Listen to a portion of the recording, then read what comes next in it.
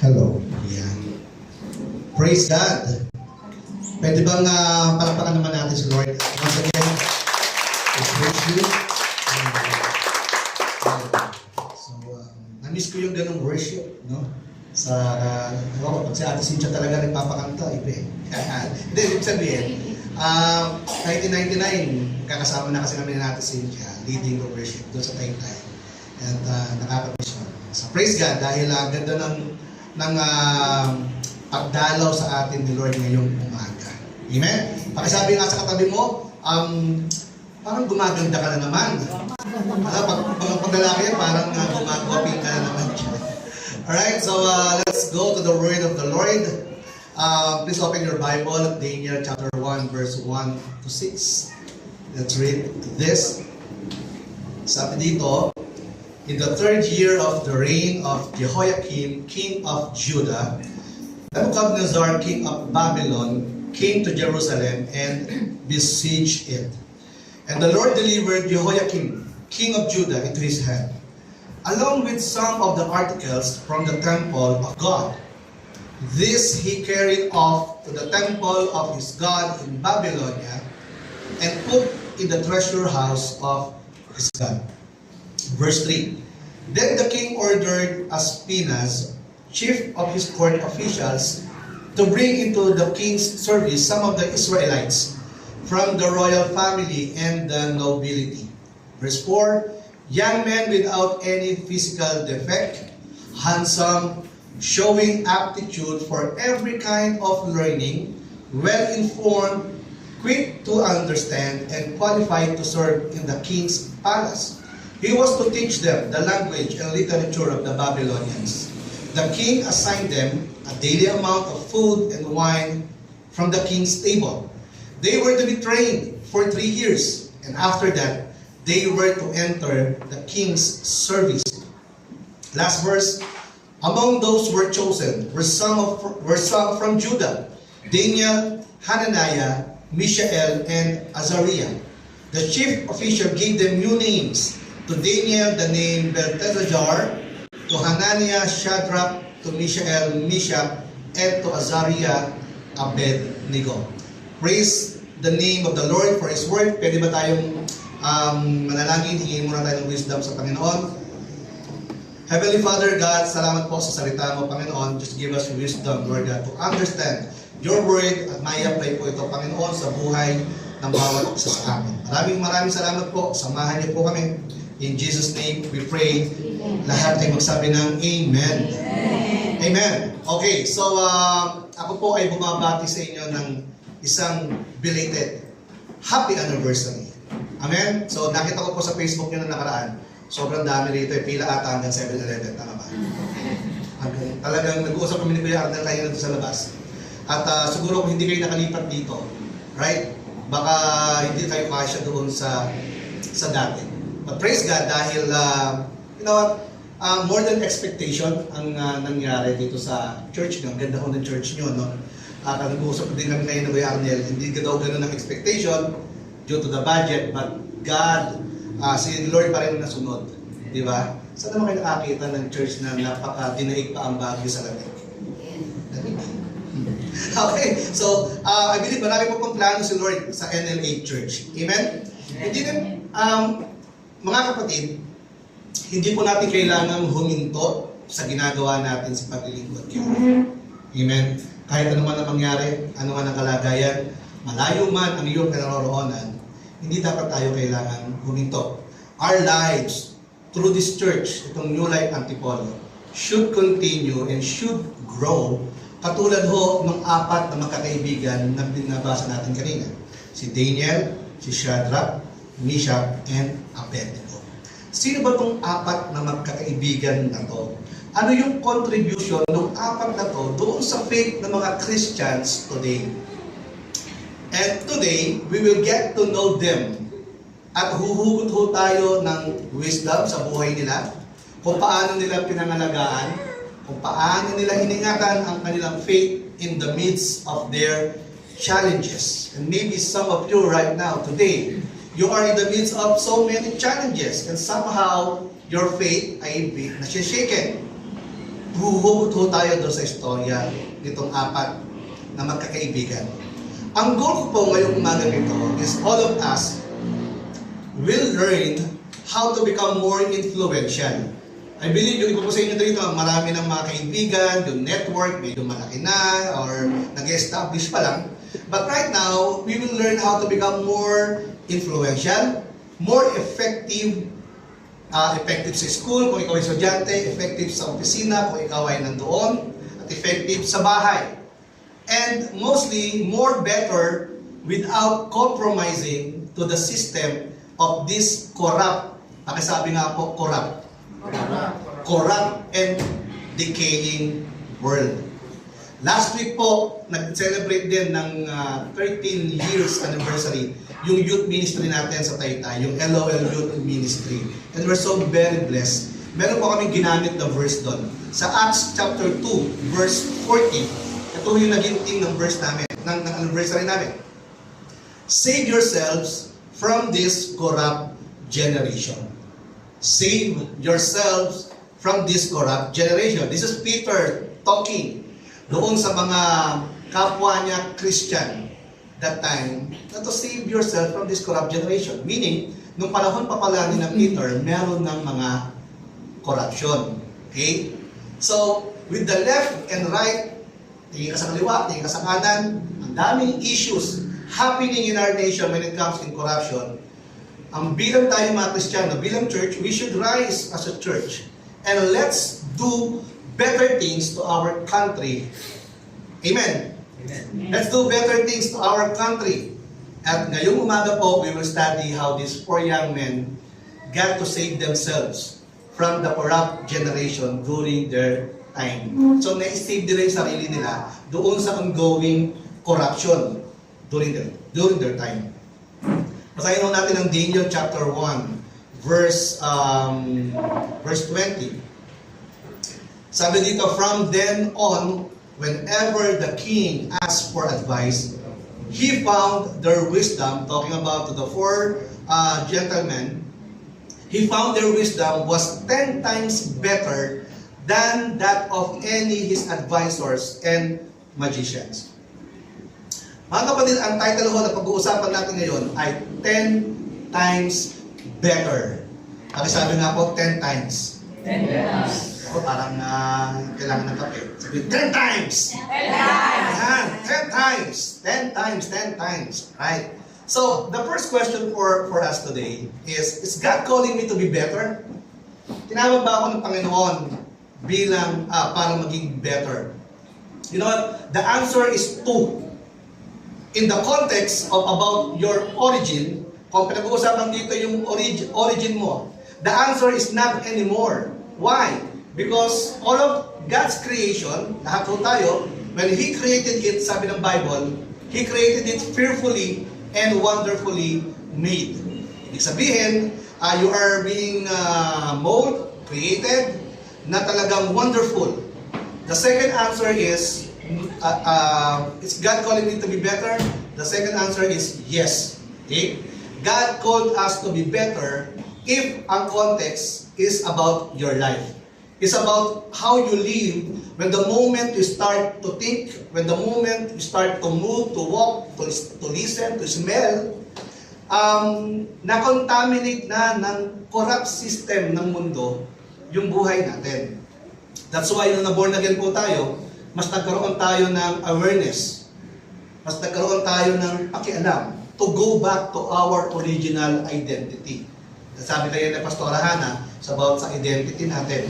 In short, our God is always waiting you, okay, waiting us to function again according to the original default ng buhay natin. Ano yung OG?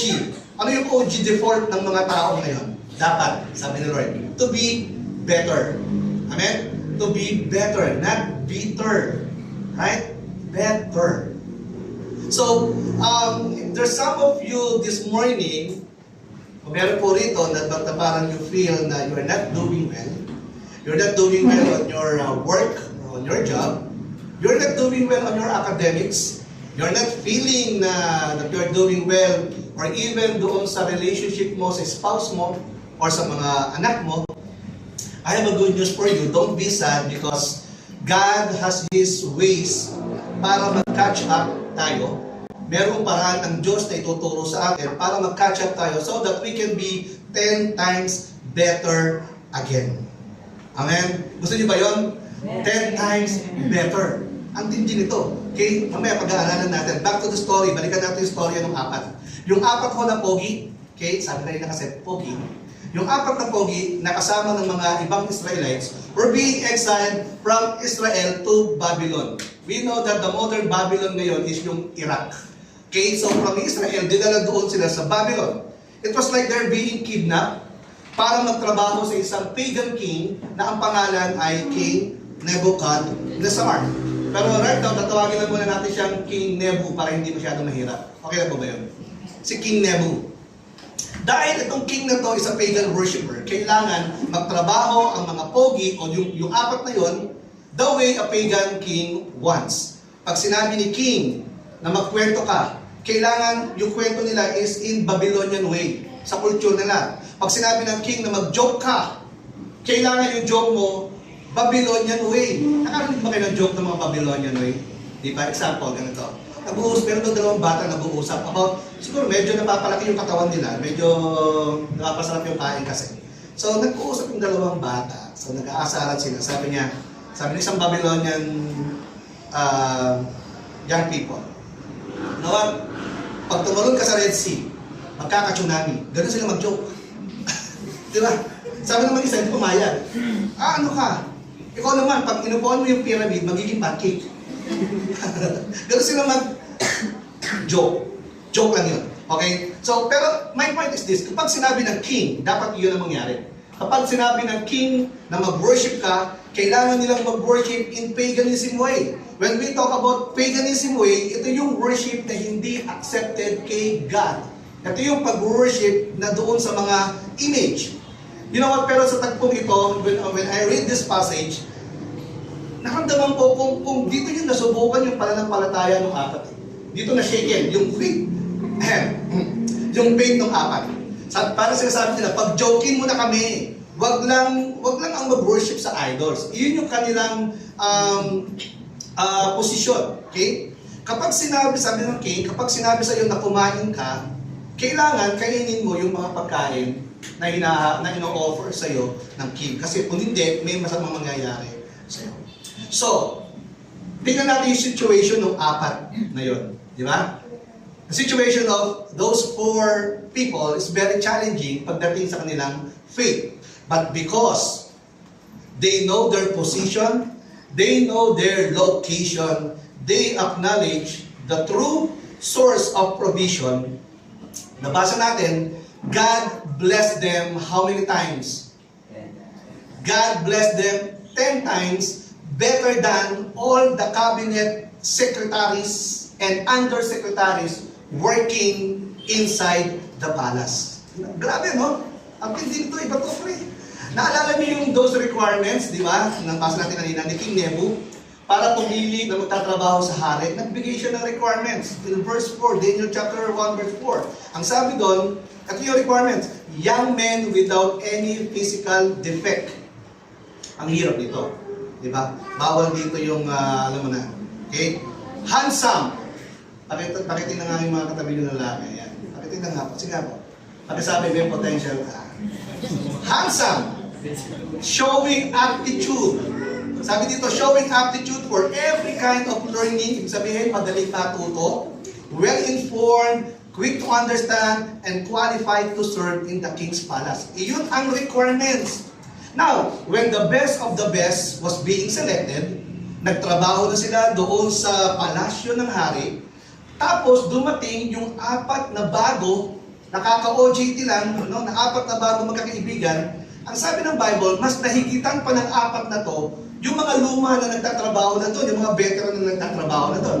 Mas nahigitan pa nila, mas naunahan pa nila, mas nalampasan pa nila ang mga ito ng 10 times. Question, sino po dito yung gustong ganun yung favor mo kay God? Amen. 10 times. Grabe. Di ba? 10 times. So, paano nila ginawa yun? How to be 10 times better. No? If you think today, if you're thinking today na parang, hanggang dito na lang ako, no? Pero you know what, I want to encourage you, God can make you 10 times better sa kasalukuyang situation mo ngayon. How they do that? Number one, know your position. They know their position. When the time ho na uumpisahan na silang turuan or i-indoctrinate itong Israelites, itong apat na magkakaibigan, i-indoctrinate sila noong katuruan ng mga Babylonian. The first thing ho na ginawa sa kanila is, inoferan sila ng mga mamahalin at masasarap na pagkain or what they call royal food. Nakatikim na ba kayo ng royal food? Ako po nakatikim na kaso royal kanin. Royal food. Amen. Nakita niyo yung system? If pag-aaralan natin, yung system dito ay parang pamilya, di ba? It's seemingly the same system sa panahon natin ngayon kung paano i-trap ni Satan ang mga tao, even pati mga Christians. Ano yung trap ni Satan? Ano yung style ni Satan? He will offer you things na sa paningin mo okay. He will offer you things na sa panlasa mo ay parang okay. He will make you see na okay lang isang masamang bagay. Kasi bakit? Marami namang tao ang gumagawa nun. Parang titingin, parang marami namang tao ang gumagawa, so baka ako pwede din gawin. Sa mga kapatid, ang tawag dito sa ganitong pagpaparamdam ay trap. Okay? Trap. If you don't know your position, hindi ka makakawala sa trap ni Satan. Marami ho ang nahuhulog sa trap ni Satan because they don't know kung ano yung position nila. Sa basketball, di po ba merong play na tinatawag na trap defense. Ang trap defense, hindi mo hahayaang maka-shoot or makatawid yung players doon sa other court. Yun ang tinatawag na trap, gagawin mo ang lahat, huwag ka lang maka-shoot. Same thing with Satan, yun ang gusto niya, gagawin niya lahat, huwag ka lang makalapit sa Diyos. Then, pero ang maganda rito, meron pa rin good coach. The good coach know how to escape from that trap. At walang iba yun, kundi yung ating Panginoong Jesus. Jesus is our greatest coach. Amen. Balik tayo sa istorya. Daniel chapter 1 verse 8. Sabi dito, but Daniel resolved not to defile himself with the royal food and wine. Tumanggi siya doon sa royal food and wine. And he asked the chief official for permission not to defile himself this way. My point is this, when the trap is in front of you, at alam mo nandiyan na ang temptation, nandiyan na ang tukso, do not defile yourself. Ano ba ibig sabihin ng defile? Defile means do not corrupt, do not pollute, do not contaminate yourself. Pag nandiyan na yung mga temptation, kailangan alamin mo kung ano yung position mo as a Christian. And when corruption becomes seemingly the norm, ito na po yung signal that you need to know your position. Know your position. And what's that position? Ang position po natin bilang mga Kristiyano is this, to glorify God in all things. Glorify God in all things. Kahit nang nasa paligid mo ay parang lahat sila gumagawa ng mali, ang position natin to glorify God in all things. If may tukso or temptation, isipin mo agad, kung ito ba'y makaka-glorify kay Lord? Pag yes, go. Pag hindi, stop. Why? Because aside ho sa ma-fall ka into sin, pag ikaw ho ay natrap, maraming mga good opportunities ang lalagpas sa'yo. At pag ikaw ay na-fall sa trap, ang sasalubong sa'yo ay napakaraming consequences. At iyon po yung ayaw natin mangyari. At ayaw ng Diyos na mangyari sa atin. Church, you need to know your right position in God. Bakit po? Sa nabasa natin, favor comes if you have a godly position in life. Favor comes 10 times pag meron kang godly position in life. Amen? So Daniel chapter 1 verse 9, sabi dito, now God had caused the official to show favor and compassion to Daniel. Nakiusap si Daniel doon sa guard, na hindi mo nakakainin yan, pumayag ang guard, no? Nagkaroon ng favor. At ang nakita natin doon is that your position, pag alam mo yung position mo kay Lord, if you know your godly position, it will determine your preposition. So it means, kung matindi ang pananindigan mo na ang isang bagay na mali, kung matindi ang pananindigan mo na pag sinabi ni God, iyan ay mali, your outlook, your perspective will become strong at ipaglalaban mo talaga na ang naging position mo. Pag sinabi ni God, mali yan, mali yan. Wala nang Lord, baka naman. Right? Pag sinabi ni God, tama yan, gawin natin. So dito po, ginawa ni Daniel. Alam ni Daniel yung kanyang posisyon. I believe he remembered what God said in the scripture. No, ang sabi kasi doon, binabasa tayo sa Bible, 1 Corinthians 8:1, sabi doon, not now about food sacrificed to idols, we know that we all possess knowledge, but knowledge puffs up while love builds up. Ano pong ibig sabihin nito? Ito yung position ni Daniel. He loves God, he loves people. He loves God, gano'n lang kasimple, he loves God, he loves people. Alam ni Daniel na kasama niya doon yung tatlong tropa niya, si Shadrach, Meshach at Abednego, na itong tatlong ito ay naniniwala sa leadership ni Daniel. Alam ni Daniel na kasama niya yung tatlo. At itong tatlong ito ay naniniwala rin sa tunay na Diyos. At alam ni Daniel na kapag tinanggap ko ito yung offer ng hari, maaaring matisod, maaaring gumaya, o maaaring magtaka itong tatlong ito.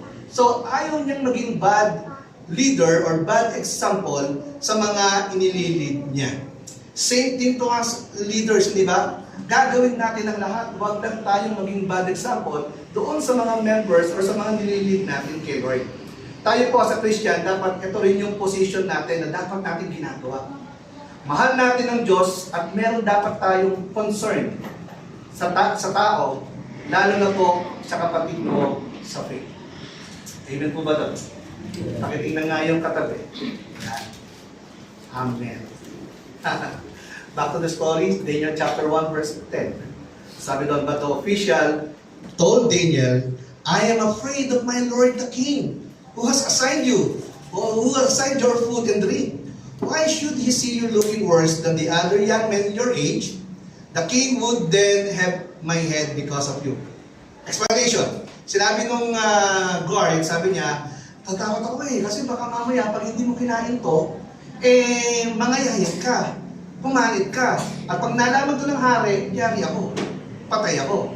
So in Daniel chapter 1 verse 11, the next verse, sabi dito, sumagot si Daniel, di ba? Ang sagot ni Daniel, ganito, nakakatuwa. Sabi ni Daniel,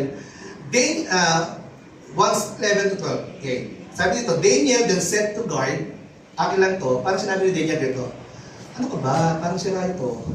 Di ba? Ano ka ba? Diba ganun mag-expression ng mga pogi? Parang sira ito. Ano ka ba? Daniel then said to the guard, whom the chief official had appointed over Daniel, sabi niya, verse 12, please test your servants for 10 days. Give us nothing but vegetables to eat and water to drink. Ito na. When you are in position with God, like Daniel, mas nangingibabaw yung humility. Mas nangingibabaw yung pagiging wise mo. Amen. Instead, si Daniel ho ay mag-indulge doon sa pleasure ng royal food. Kaliwat kanan, steak, cordon bleu, lechon, lahat. Diba? Imbis na mag-indulge siya doon sa mga royal food, ang pinili ni Daniel ay magkaroon ng vegan diet. Okay? Vegetables lang at tubig. Diba? Yung hiningi ni Daniel. So alam niyo po, nung pinag-aralan ko to, merong medical explanation ito Bakit yung mga, may nag-vegan diet po ba ito bukod sa akin? Kasi pastor, sinungaling talaga. Okay, may nag-vegan diet, wala pa. Okay, ito po yung kagandahan na nag-vegan diet. You know what, sabi nung medical expert, pag nag-vegan diet ka daw, it supports your immune system. Okay? Inaalagaan nito yung inyong katawan at matagal ka bago magkasakit. Naalabanan nito yung mga iba't ibang virus. Number 2, it reduces inflammation. Okay? In Tagalog, hindi ka titigyawatin. Kasi hindi ka magiging oily. Walang mga meat or mga taba na pumapasok sa iyo. Puro halaman. So, walang inflammation. Ano pa? It helps you to maintain a healthy weight. Proven naman yon. You know what? Lahat dito sa sinabi ng doktor na to, I agree. But you know, I most agree doon sa study that Daniel position in front doon sa parang very challenging situation. Ito yung ginawa niya. Number one, nag-fast si Daniel. He fasted. Okay? Vegan lang. And ano pa? He read the Word of God. Okay? Number three, he prayed.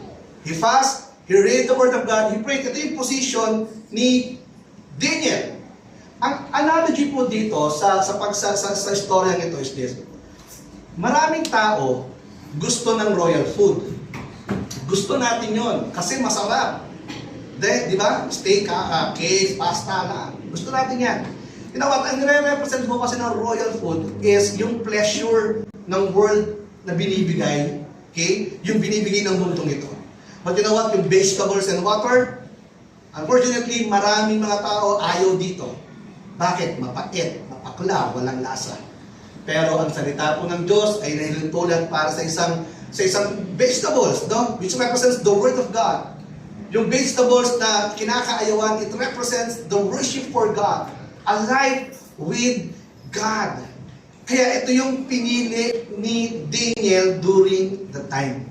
And my hope and my prayer na tayo po ay mas tingnan natin yung position natin when it comes in the blurred and challenging situation.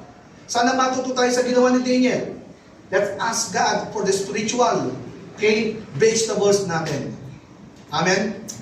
Let us be encouraged to train ourselves in a position na ang buhay natin will glorify God sa lahat ng anggulo.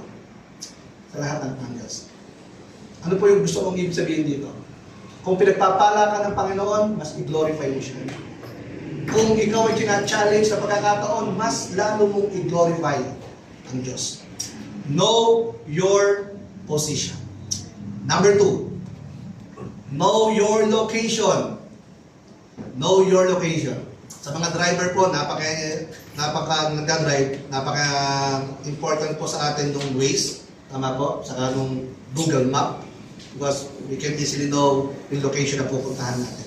Tingnan natin itong relevance nito sa life nitong 4 na magkakaibigan.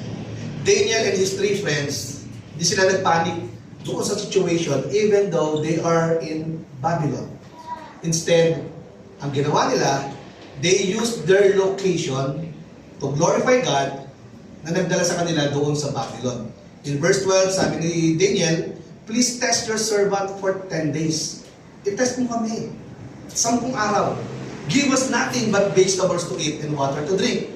At pagkatapos nito, i-compare mo kami, then compare our appearance with of the young men who eat the royal food. And treat your servants in accordance with what you see. So he agreed to this and tested them for 10 days.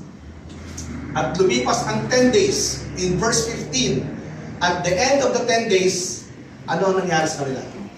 They looked healthier and better nourished than any of the young men who ate the royal food. Amen. Lalo na ngayon magpapasko, di ba? Ako naghahanap ngayon nagpaplano ko yung mag-asawa, baka ano ihanda namin sa birthday ko. No? Yun, 1 to 10, walang gulay. Pero ngayon, nilagyan na namin ng gulay. Ang palaya, ng itlog, masarap yun. Amen? So, they look healthier, mas naging matapang, mas naging maganda ka na pangatawan, well-nourished, ang sabi ng Bible, dahil sumunod sila doon sa position nila, and they know their location. You know, ang spiritual meaning po ng passage nito is that, if God will look at your location today, my hope and my prayer that He will find you in the right and acceptable location. Ano yung right and acceptable location?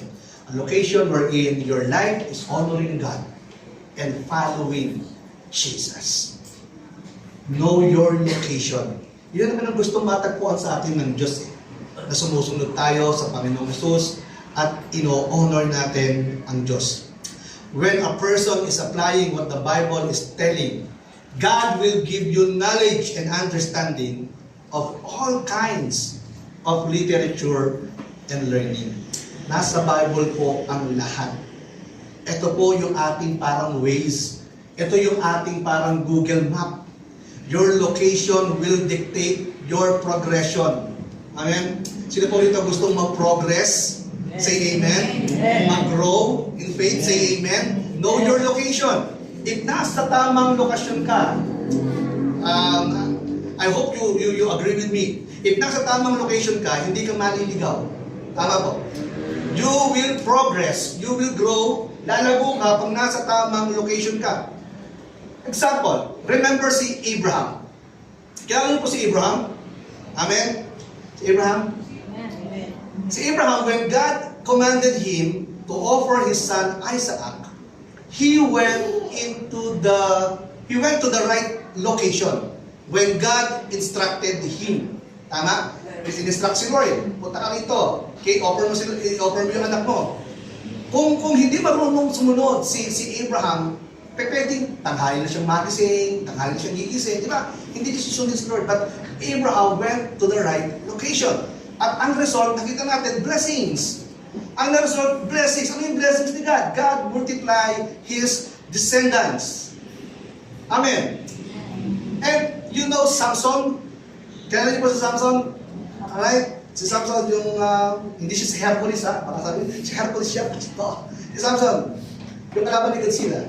Hindi siya. Okay. Si Samson, when we read his story, God instructed him to stay on the right location. But ang problema, si Samson, parang tayo, matigas ang ulo. He refuses. Pumunta siya sa lugar na dapat hindi niya puntahan. Lumapit siya sa isang bagay na hindi dapat niya napitan.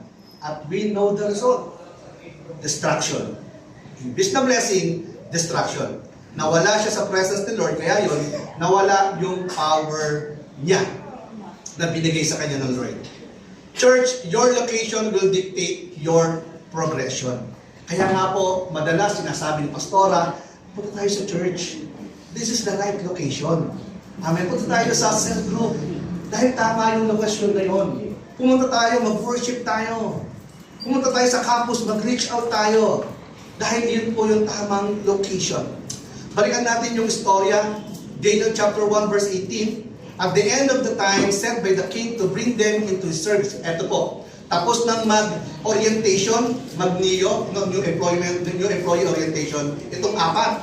Tapos na yung orientation nila, binigyan na sila ng ID. Then, pumunta na sila doon sa king's service.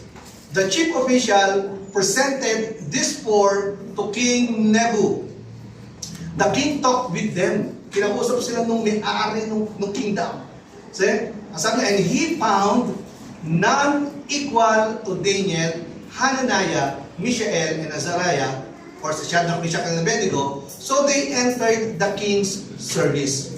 Church, what's my point? Promotion is very possible if you are in the right location. Amen. Promotion is very possible if you are in the right location. Same thing with our spiritual life. If you are standing in a right position, and if you are in a right location with God, mapapansin nyo, merong peace, merong love, merong joy, may satisfaction in life. Pero hindi nawawala ang battles, hindi nawawala ang defeat. Yes, meron pa rin battles, meron pa rin defeat. Bakit? Kasi ito yung ingredients, ito yung pinaka-importanting ingredients ng tagumpay, di ba? Yung makaramdam ka ng defeats, para ma-appreciate mo yung tagumpay na ibibigay sa iyo ni Lord. Minsan kasama sa buhay yan. Church, as long na nasa tamang location ka kay Lord, mas lamang ang tagumpay kaysa sa, pakisabi nga po, aray ko. Mas lamang ang tagumpay kaysa aray ko. Pag na-kay Lord ka, pag nasa tamang location ka. Amen? So, let's know our right position. Let's know our right location. How to be 10 times better of yourself. Know your position. Know your location. And number 3, worship the source of the provision. We know that God provided for Daniel at doon sa apat. Pero hindi nagyabang si Daniel. Nung marinig niya yung appraisal, marinig niya yung comment nung hari, nung magiging boss niya, galing mo ah. Di ba? Mas magaling ka pa dito sa mga bata ko dito. Hindi nagyabang si Daniel eh. Naging humble siya. Why? Because alam niya kung saan nanggaling yung provision na natanggap niya. Now, nakapasa na po at nakapasok mo sa King Service itong apat na mga magkakaibigan. Bumilang ang isang taon, and on the second year, nagkaroon ho ng dream yung hari, si King Nebu na naginip, at kailangan po itong ma-interpret. Pinatawag niya lahat ng kanyang astrologers, pinatawag niya lahat ng kanyang magician, and all the wise men of Babylon, pinatawag niya lahat. But all of them has failed to interpret the king's dream. So, ang nangyari, nagalit ng wagas si King Nebu. Parang parang mga ibang bansa talaga, no? Nagalit si King Nebu, and ang hatol, ang parusa, ay i-execute ng kamatayan ang lahat ng mga wise men sa Babylon, kasama yung apat na magkakaibigan. So, nung marinig ni Daniel yon, Daniel stood up, he spoke to Antioch. Sino yung Antioch? Yung kanyang secretary ni King Nebu. At sinabi ni Daniel, "Hey, Antioch, ano nangyari?" No? Then Daniel went to the king. Pumunta si Daniel kay King Nebu at humingi pa ng extra time for him to interpret yung dream. It is like when we imagine pumasok si Daniel doon sa palace, nakita niya yung mga wise men, kasama yung mga ibang mga astrologers, napapatayin na, i-execute na, nakatutok na yung shotgun, maybe. Imagine the story, no? Pumasok si Daniel, sinabi ni Daniel, "King Nebu! Wait! Huwag muna! Papana na yung isa, teka, huwag muna!" Nag-commit si Daniel, ang sabi niya, "Wait mo, okay? Babalik ako at i-interpret ko yung dream mo." Amen. So Daniel went to the king. So medyo that time mataas na yung pressure nung time na yun. Kasi magkakapatayan na eh. Ang taas ng pressure. Kasi nga, oras na lang ang binibilang, talagang kakatayin na yung mga wise men sa sobrang galit ni King Nebu. Alam niyo po ang ginawa ni Daniel? Ito yung ginawa niya. In Daniel chapter 2, verse 17 to 18. Sabi dito, basahin natin. Then Daniel returned to his house and explained the matter to his friends. Sino yung friends niya? Shadrach, Meshach, and Abednego. Verse 18, he urged them to plead for mercy from the God of heaven concerning this mystery, so that he and his friends might not be executed with the rest of the wise men of Babylon. Umuwi siya, kinausap niya yung tatlong kaibigan niya, okay? Kasi sinabi niya, baka yung, na-imagine mo lang, baka pag uwi niya, nakita yung tatlong kaibigan niya, nagtitiktok, di ba? Nasa iyo ng TikTok. Teka lang, huwag muna kayo ng TikTok. Muna. Ang gagawin niya, papatayin na tayo. Ang gagawin natin, mag-pray tayo. Pray tayo kay Lord. Tulungan niyo ako na nabigyan ako ni Lord ng wisdom para i-interpret itong dream ni King Nebu. So, we saw that si Daniel humingi ng backup. This is very important for us then, no? Kung ikaw ay nahihirapan, huwag kang mahiya na humingi ng backup sa kapwa mo mananampalataya. Nandito yung mga leaders mo, nandito yung pastor mo, nandito yung kuya at ate mo. Okay? May hanap backup para sa Daniel. Kung baga sa time natin, naghanap siya ng kadamay. Amen. Yung iba sa inyo rito, nadamay lang, di ba? Bakit ka nandito ngayon sa church? Nadamay ka lang. Okay? Sinamahan mo lang yung kaibigan mo, pero yung kaibigan mo wala na, pero ikaw nandito pa. Di ba? Nadamay ka lang. So, kung ikaw yung nilapitan ni Daniel, sa panahon natin ngayon, kung ikaw yung nilapitan ni Daniel, tanong, tutulong ka ba? O itutuloy mo na lang yung TikTok? Hindi masama mag-TikTok po, pero tutulong ka ba doon sa panawagan ni Daniel? Pero you know what, seriously, ito pong scenario na to is already happening in our generation today. There are hundreds of young people out there in their campuses, okay, na you know what, pupunta sa impyerno. Maraming mga tao, kamag-anak natin, nandoon sa reunion natin, na alam natin pupunta sa impyerno. Bakit? Kasi they did not know how to interpret yung gospel. Hindi nila alam. At dahil nilapitan ka ni pastora, nilapitan ka ni ate mo, nilapitan ka ni kuya mo sa church, okay? At sinabi na sa'yo, sis, bro, pwede mo ba akong samahan? Na-i-interpret yung gospel sa mga kamag-anak mo. Pwede mo ba akong samahan? Na-i-interpret natin yung gospel sa mga classmates mo. Question, ano ang magiging response mo doon sa invitation na yan? Dito po sa istorya to, Daniel committed to King Nebo. He will interpret the dream to save the lives of many. He requested to help and support to his friends.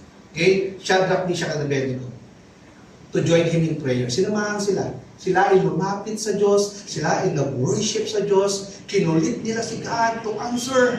Kasi ang daming namamatay. And God answers their prayers that night. Sumagot si Lord. God revealed the mystery to Daniel. At nung maaalala at matutunan ni Daniel, Daniel went to King Nebo at ito yung kanyang sinabi. Daniel chapter 2 verse 27. Daniel replied, "No wise man, enchanter, magician, or diviner can explain to the king the mystery he asks about. But there is God in heaven." Diba? But there is God in heaven who reveals mystery. Hindi niya kinuha yung glory. He remembered, he acknowledged, he worshiped God na siya yung source ng kanyang provision. But there is God in heaven who reveals mystery. Daniel knew his position. Alam niya ang kanyang location at alam niya kung paano i-worship yung source of his provision. Ang message sa atin po nito, ngayong umaga, alam mo ba ang position mo ngayon? Nasa ang location ka ngayon in your faith? How do you worship God doon sa mga victories, promotion na dumadating sa atin? To summarize this story, si Daniel po, in-interpret niya yung king's dream, very clear. Ang liwanag, na-interpret ni Daniel. No? Without sugarcoating, kung ano yung sinabi sa kanya ni Lord, yun yung sabihin mo doon sa king. Huwag mo nang haluan ng pambabola. Kung ano yung sinabi ko sa iyo, yun yung sabihin mo, yun ang ginawa ni Daniel. Naiintindihan po ito ni King Nebo. Nung sinabi ni Daniel ito, natuwa siya kay Daniel. And here's what the king said to Daniel in verse 47. Daniel chapter 2 verse 47, ang sabi ni king dito, the king said to Daniel, "Surely your God is the God of gods and the Lord of kings and a revealer of mystery, for you were able to reveal this mystery." Amen, no? Even yung may pinakamataas na position that time, acknowledge the God na pinaglilingkuran ni Daniel. In-acknowledge niya yung God na sinasamba ni Daniel. In result, na-save yung maraming mga tao. Na-save yung maraming mga wise men of Babylon. Okay? Bakit? Dahil merong nagsimula. Merong kumilos, merong nanalangin. Merong tao na alam yung kanyang posisyon, merong tao na alam yung kanyang location with God, alam yung tao na alam niya kung sino yung magpo-provide. At you know what? After this, promotion came in. Nagkaroon ng promotion. In verse 48, ang sabi dito, "Then the king placed Daniel in a high position and lavished many gifts on him." Ang tindi, no? Diba? Parang kala mo wala ng pag-asa. Pero dahil kumilos ang Panginoon, si Lord ang nagbigay ng promotion, ito yung na-enjoy ni Daniel. Inaangat siya ng Panginoon doon sa kanyang posisyon. He made him ruler over the entire province of Babylon and placed him in charge of all its wise men. That's the promotion. I don't know kung magkano sweldo ni Daniel, pero matindi ang promotion na ginawa ng Lord. Daniel was promoted not because magaling si Daniel. Promotion will come to you not because magaling ka, but because of your provider. Not because of God.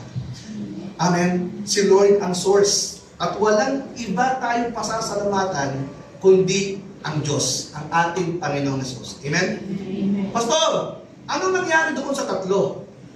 Ano nangyari sa kanila? Para doon po sa mga tumulong sila kay Daniel, syempre, hindi rin sila nakaligtas sa pagpapala ng Diyos. At doon sa mga tumutulong dito sa church, doon tumutulong sa mga leaders nyo, doon sa mga tumutulong kay pastora, sa mga elders, kayo po lahat. Okay? Hindi po kayo makakaligtas sa pagpapala ng Diyos. Amen? Dahil ito pinakita ng Diyos doon sa istorya ni Daniel eh. Meron kayong part kung bakit na-interpret ang gospel sa community nyo. Tumulong kayo na maglinis ng church, mag-ayos ng church. Meron kayong part para ma-interpret ang gospel dito sa loob ng church. Kaya naman po, hindi dapat tayo mahiya. Hindi dapat tayo magdalawang isip.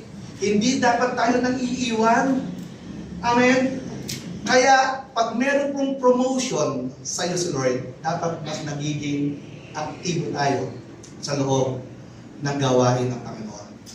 Doon sa tatlong magkakaibigan na tumulong kay Daniel, ito yung sabi ni Lord sa kanila. Handa na ba kayo? Handa na ba kayo sa sinabi ni Lord? Amen. Ito na yan, verse 49. Moreover, at Daniel's request, the king appointed Shadrach, Meshach, and Abednego. Inappoint itong tatlo bilang administrator over the province of Babylon. Ibang klaseng promotion to, no? While Daniel himself remained at the royal court. Amen. Palakpakan naman natin sa prayer. Moreover, take note po dun sa Daniel's request. Okay? Take note natin yun. At Daniel's request. Dahil po sa request ni Daniel, nagkaroon ng favor. What's my point here, church? Laging merong malaking pabor ang Diyos sa mga taong nagsisimulang i-interpret ang gospel. Laging merong pabor. Bakit? Ang sinabi ni Lord, ako magpuprovide sa inyo ng salita, ang kailangan ko lang naman ay doon sa community na yon is yung paa na lalakad, yung puso na nandun, at yung bibig ng sasalita doon. Ako magpuprovide ng word sa inyo. Kaya laging merong malaking pabor ang mga taong nagsisimulang mag-interpret ng gospel. Amen? Bilang panghuli po, church, we know our purpose. To honor God, to love God, to serve God, and worship God. Gagawin natin na lahat para sa Diyos. Kasi ito ang buhay natin. And the only way to execute these things is to bring souls to His kingdom. Kung masasabi natin, ino-honor natin si God, mahal natin si God, we serve God, we worship God, para ito ang mangyari, magdala tayo ng kaluluwa sa Kanyang kaharian. How do we do it? Bring Jesus to your community. Ano yung community mo? Pwede ito yung bahay mo, yung campus mo, yung opisina mo. Okay? Ito yung community mo. Huwag mo muna silang dalhin dito sa church. But bring Jesus to them, to your community. Then bring souls to His kingdom. Bring Jesus to your community, bring souls to His kingdom. Just imagine yung impact. Just imagine your impact if God make you 10 times better of who you are right now. Amen? Alam mo yung sarili mo yun eh. Pero what if God will make you 10 times better kung sino ka ngayon? Imagine your impact to your community. I know some of you already in the right position. I know some of you already in the right location and the right love for our provider. Kung ikaw yung taong ito, I want to encourage you. Hold tight. Kapit lang. Cheer up. Maging matuwa, maging masaya. And continue walking. Bakit po? Because there are new things coming in your way. Promotion will come 10 times better. Healing will come 10 times better. Harvest will come 10 times better. Kaya nga lumaki yung church nyo eh. Kasi harvest will come 10 times better. Joy will come 10 times better in your family, in your health, and in your community, and in your church. And for some of you naman po, that you have still no idea about kay God, sino ba yung si God? Wala ka pang idea kay Jesus. If you are new here sa church, ito po ay hindi aksidente. Kung ikaw po ay bago ngayon sa pag-attend dito, I believe this was part of God's plan for your life. Dinala ka dito ni Lord para malaman mo kung gaano kalaki at kalawak ang pagmamahal niya sa iyo. Ayaw niyang masayang ang buhay mo, kapatid. That's why binigyan ka niya ng pag-asa. Ayaw ni Lord na mapasama ka sa mga taong mapupunta sa impyerno. Na maranasan mo yung hirap at yung walang hanggang pagpapahirap doon sa impyerno. Ano ang nais ng Panginoon? Nais ni Lord na makasama ka niya at ng mga kaibigan mo sa langit. Kung saan, hindi ka makakaranas ng hirap at dusa. Amen. At sigurado po, ang tanong mo sa isip ngayon, no? Ang tanong mo sa isip mo ngayon, Pastor, siguro mapupunta naman ako sa langit kasi mabait naman ako, mapupunta ako sa langit naman siguro dahil tinulungan ko yung mga kaibigan ko, hindi naman ako gumagawa ng masama. Church naman ako. Active na ako sa church eh. Well, those are good things. But I tell you po, di po yun yung paraan para mapunta sa langit. Pastor, ano yung paraan para mapunta sa langit at magkaroon ng buhay na walang hanggan? Answer. Number 1, kailangan ayusin mo ang posisyon mo. Humingi ka ng tawad sa Diyos sa lahat ng iyong nagawang kasalanan. Ayusin mo ang posisyon mo. Pangalawa, kailangan i-acknowledge mo ang location mo. Aminin mo sa Diyos na ikaw ay makasalanan at dahil sa kasalanan, tiyak na mapupunta ka sa impyerno ang baksak mo. Sabihin mo din kay Lord na ayaw mong mapunta ng impyerno. Lastly, tanggapin mo yung provider ng salvation. Sambitin ng inyong mga bibig na sinusuko mo na ang buhay mo sa ating Panginoon Jesus. Sabihin mo na tinatanggap mo si Jesus sa iyong puso at ginagawa mo siyang hari ng iyong buhay. Tanggapin mo ang kaligtasan ng iyong buhay ay dahil sa buhay na inaalay sa iyo ng ating Panginoon. Mga kapatid, kung gagawin natin ito ngayon, if you're first time, alam mo wala ka pang Jesus sa puso. Kung ito ay gagawin mo ngayon, you know what I tell you, higit pa sa 10 times better ang matatanggap mo sa Lord. Amen? Pwede po ba tayo tumayo lahat? Sino po rito sa inyo ngayon talaga gusto mong mapunta ng langit? Say Amen. Amen. Kita-kita tayo doon. Say Amen. Sino po dito sa inyo ngayon ang nais mong magkaroon ng eternal life? Say Amen. Amen. Sino po dito ngayon gusto mo gamitin ka ni Lord para dalhin si Jesus sa community mo, sa office mo, at sa campus mo? Say Amen. Amen. So, ano ba po ang inaantay natin, di ba? Kung may gagawin kang isang magandang bagay, kung meron kang gagawin na isang mahalagang bagay sa buhay mo, bago matapos ang 2025, ito na yung magandang pagkakataon. Salubungin mo yung Pasko mo na nasa tamang posisyon ang buhay mo, ang faith mo, na nasa tamang location, yung pananampalataya. Salubungin natin ang Pasko na may bagong buhay at masiglang relationship kay Lord. Ang pagiging Kristiyano po ay hindi OA. Ang pagiging Kristiyano po ay hindi boring. Masaya po ang may Diyos sa puso. Na kung ang tatanggapin natin, papapasukin natin ang Panginoon sa ating buhay, siya po ang magbabago at magbibigay at mag-aangat sa iyo. Siya ang magbibigay sa iyo ng lakas, siya ang magbibigay sa iyo ng wisdom, siya ang magbibigay sa iyo ng understanding. Kailangan mo lang magsimula ngayon. 10 times better ang makukuha mo kung tatanggapin mo ang Panginoon sa iyong puso at gagawin mo siyang tagapagligtas ng iyong buhay. Tayo po'y manalangin. Panginoon, maraming salamat sa buhay na ibinigay mo sa amin. Salamat po, Panginoon, sa araw-araw, Lord, na kami po ay nakakahinga, kami po ay nakakakilos ng maayos, kami po ay nakakakita, Panginoon. Lord, maraming salamat dahil ang grasya mo, Lord, ay patuloy na nararamdaman. Ang grasya mo sa amin, Panginoon, ay lagi namin nakikita. At sa oras na ito, Panginoon, ikaw po ay aming ina-acknowledge na ikaw po ang aming provider sa lahat na aming pong natatanggap. Panginoon, ayusin mo po, Panginoon, ang aming mga posisyon sa pananampalataya.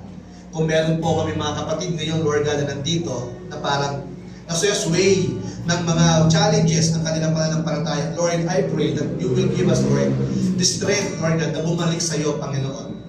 At yung strength na yun ay available ngayon, Lord. You can supply, Lord God, anytime.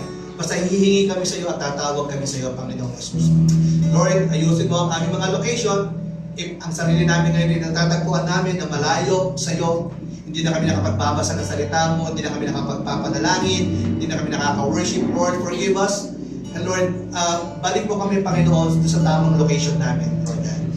Lord, because we want to grow, we want to be promoted, we want, Lord, na maging maayos ang buhay namin. Kaya Lord, ikaw po, Panginoon, ang aming lalapitan dahil ikaw lamang ang may kakayahan, Lord God, kung paano kami ibalik sa tamang default namin, Panginoon. Lord, maraming po salamat sa church na to. Patuloy mong gamitin ang church na to, Lord God, na maging pagpapala sa community dito po sa lugar na to. Pagpalain niyo po ang bawat tao, bawat pamilya na umaattend po sa church na to, Lord God. Bigyan niyo po sila, Panginoon, ng tapang na i-share ang gospel, i-interpret ang gospel, Lord God, doon sa mga kumare nila, sa mga kumpare, sa mga kaibigan nila, Lord God, sa mga kamag-anak nila, mga kapatid nila, Lord God. Lord, pagpalain niyo po ang church na to, Lord. Pagpalain niyo po ang leadership ng church na to, Lord God. Pagpalain niyo po sa Pastora Hannah at kasama ang kanyang mga kapwa leaders dito, Panginoon. Ikaw po, Panginoon, ang dakilang provider. Ikaw po, Panginoon, ang mag-iingat, Lord God, sa mga tao dito sa church nito, Lord God. Kung paano mo pinagpala 10 times, Lord, ang buhay ng Daniel, Shadrach, Meshach, at Abednego. Hinihingi namin sa iyo ngayon, Lord God, na pagpalain mo ang bawat isa 10 times better, Lord God. Marami pong salamat. Binabalik po namin sa iyo ang lahat ng papuri, ang lahat ng pagsamba. Sa pangalan ng aming Panginoong Yesus, ang lahat ay magsabi ng Amen and Amen.